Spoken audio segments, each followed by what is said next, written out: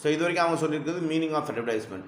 இப்போ நீங்கள் ஒரு நியூஸ் பேப்பர் பார்த்தீங்கன்னா, நியூஸ் பேப்பர் ஒரு வாங்கி நீங்கள் நியூஸ் பேப்பர் படிக்கிற பழக்கம் இருந்துச்சுனாக்கா அதை நீங்கள் பார்க்கலாம்.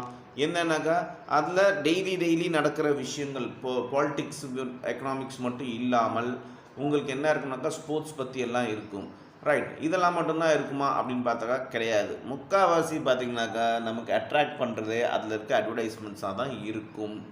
இப்போ வெய்ய காலம் ஆச்சுனாக்கா பார்த்திங்கன்னா air condition, air cooler, fans இந்த மாதிரி அட்வர்டைஸ்மெண்ட்ஸ்லாம் நிறையாவே இருக்கும். இதில் நீங்கள் நியூஸ் பேப்பர்லாம் பார்த்தீங்கன்னா அதாட்டம் சைக்கிளோட ஆடு, 2 வீலரோட ஆடு, 4 வீலரோட ஆடு, அப்புறம் அப்பார்ட்மெண்ட்ஸ் வாங்குறது, விற்கிறது, இந்த மாதிரி நிறைய ஹேர் ஆயில்ஸு, டிரான்ஸ்போர்ட்டர்ஸு, பில்டர்ஸ், இந்த மாதிரி நிறைய அட்வர்டைஸ்மெண்ட்ஸ் நம்மளால் எந்த ஒரு ஜேர்னல்லையும் பார்க்க முடியும். அது ஒரு ஜேர்னலாக இருந்தாலும் சரி, மேக்சினாக இருந்தாலும் சரி, இல்லை ரோட்டில் போகும்போது சைடில் ஹோர்டிங் பெருசாக நீங்கள் பேனரை பார்க்கலாம். அதுதான் ஹோர்டிங்னு சொல்லுவாங்க. இங்கெல்லாம் நம்மளால் இந்த அட்வர்டைஸ்மெண்ட்ஸை பார்க்க முடியுது.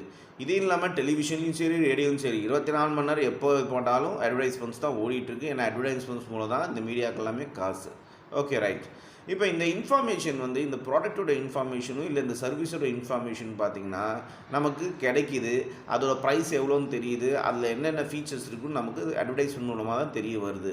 இப்போ நமக்கு ஒரு ப்ராடக்ட் தேவைப்பட்டுச்சு அப்படின்னு சொன்னோன்னா நாம் அந்த இடத்துக்கு போயிட்டு ஒன்று நம்ம நியூஸ் பேப்பர் பார்த்து அது தெரிஞ்சிருப்போம், இல்லை ரேடியோ கேட்டு தெரிஞ்சிருப்போம், டிவி பார்த்து தெரிஞ்சிருப்போம். ஸோ என்னன்னாக்கா இப்போ அந்த ஒரு சப்போஸ் ஃபார் எக்ஸாம்பிள் ஒரு ஹேர் ஆயில் வேணும், தலைக்கு தேய்க்கிற ஒரு எண்ணெய் வேணும், அதை பற்றி ஒன்று அட்வர்டைஸ்மெண்ட் பார்த்துருக்கோம், கேள்விப்பட்டிருக்கோம் அப்படின்னா அது பக்கத்தில் இருக்க கடையில் கேட்டு அந்த எண்ணெய் பேரை கேட்டு வாங்கி அது பிடிச்சிருந்தா நம்ம பட்ஜெட், அதாவது நமக்கு காசு வாங்குகிற லெவலில் இருந்துச்சுனாக்கா, காசு கொடுத்து வாங்குகிற லெவலில் இருந்துச்சுனாக்கா அதை நம்ம வாங்குவோம்.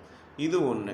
இன்னொன்று, இந்த மாதிரி நிறைய எக்ஸாம்பிள்ஸ் இருக்குது. அதில் ஏற்கனவே சொன்ன மாதிரி ஃப்ளாட்டு விற்கிற இன்ஸ்டால்மெண்ட் பேசிஸில் ஃப்ளாட் விற்கிறாங்க, இல்லை ஷாப்கீப்பர் டிஸ்கவுண்ட்ஸ் கொடுக்குறாங்க. இந்த மாதிரி புதுசாக ஏதோ ஒரு ப்ராடக்ட் லான்ச் ஆகிருக்கு. இந்த மாதிரி விஷயங்கள் எல்லாமே நமக்கு அட்வர்டைஸ்மெண்ட் மூலமாக தெரிய வருது.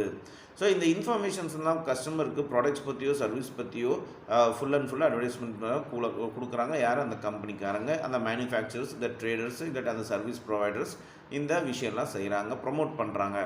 இந்த அந்த ப்ராடக்ட்டை பற்றி ப்ரொமோட் பண்ணுறதுக்கு பேர் தான் அட்வர்டைஸிங் அப்படின்னு சொல்கிறாங்க. இப்போ இந்த மேனுஃபேக்சரோ இல்லை இந்த ட்ரேடரோ பார்த்திங்கன்னா, இல்லை இந்த சர்வீஸ் ப்ரொவைடரோ பார்த்திங்கன்னா இந்த அட்வைஸ்மெண்ட் பண்ணுறதுக்கு ஒரு காசு கொடுப்பாங்க. அது காசுக்கு பேர் தான் ஸ்பான்சர். அவங்க இந்த ஸ்பான்சர் பண்ணுவாங்க, அதுக்கு பேர் தான் அட்வர்டைஸ்மெண்ட் சொல்கிறாங்க. ஸோ இது ஜேர்னல்லையோ, மேக்சின்லேயோ, இல்லை ஹோர்டிங்ஸோ, டெலிவிஷன்லையோ, இல்லை மீடியா அட்வர்டைஸ்மெண்ட்டில் இதெல்லாமே கொடுப்பாங்க அப்படின்னு சொல்கிறாங்க. ஸோ இதுதான் meaning of advertisement. Next, definition of advertisement. The American Marketing Association defines advertisement as any paid form of